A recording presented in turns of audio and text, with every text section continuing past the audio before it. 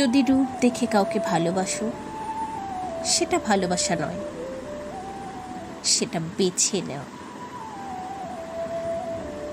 যদি কারো দেহ দেখে ভালোবাসো, সেটা ভালোবাসা নয়, সেটা লালসা। যদি কারো টাকা দেখে ভালোবাসো, সেটা ভালোবাসা নয়, সেটা লোভ। তাহলে ভালোবাসা কাকে বলে?